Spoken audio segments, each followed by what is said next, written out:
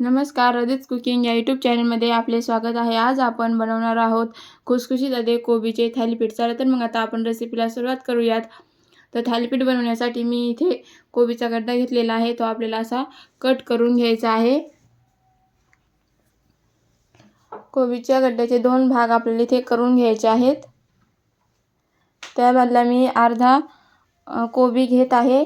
त्याचेही 2 भाग करून घ्यायचे आहेत. 2 भाग करून घेतले की आता आपल्याला किसणीने छान असा बारीक किसून घ्यायचा आहे.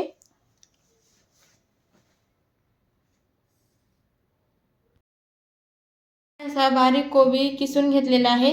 तो आता आपण एका ताटामध्ये काढून घेऊयात.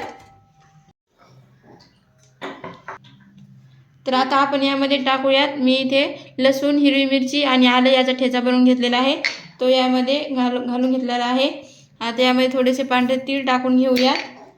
थोडंसं लाल तिखट, थोडीशी हळद, चवीपुरतं मीठ यामध्ये टाकून घेऊयात. त्याचबरोबर यामध्ये मी 2 चमचे कॉर्नफ्लॉवर टाकत आहे. कॉर्नफ्लॉवर ऐवजी तुम्ही तांदळाचं पीठही वापरू शकता. 2 चमचे कॉर्नफ्लॉवर तर 2 चमचे आपले इथे बेसन पीठ टाकून घ्यायचं आहे. भरपूर अशी बारीक चिरलेली कोथिंबीर टाकून घेऊयात. आणि हे आता आपण सर्व एकजीव करून याचा गोळा बनवून घेऊयात. पाण्याचा वापर न करता आपल्याला इथे याचा छान असा गोळा बनवून घ्यायचा आहे.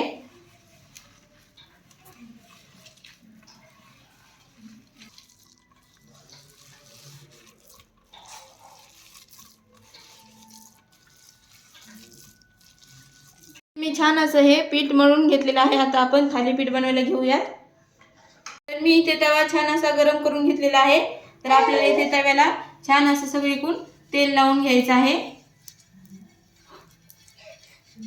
आणि आता आपल्याला इथे यावरती छान असं थालीपीठ लावून घ्यायचं आहे. छान असं पातळ आपल्याला यावरती थालीपीठ पसरून घ्यायचं आहे. तर इथे मी छान असं छोटंसं थालीपीठ लावून घेतलेलं आहे. तर यावरती आपल्याला झाकण ठेवून मध्यम आचेवरती 2 मिनिटे वाफवून घ्यायचं आहे. छान असं एका बाजूने भाजून घ्यायचं आहे. तर 2 मिनिटानंतर आता आपण पाहूयात थालीपीठ आपलं छान असं एक बाजूने भाजलेलं आहे.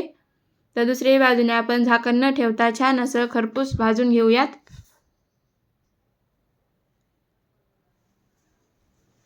तर 1-1.5 ते 2 मिनिटानंतर आपलं दोन्ही बाजूने छान असं खरपूस थालीपीठ भाजलेलं आहे. ते आता आपण काढून घेऊयात आणि अशाच पद्धतीने सर्व थालीपीठ बनवून घेऊयात.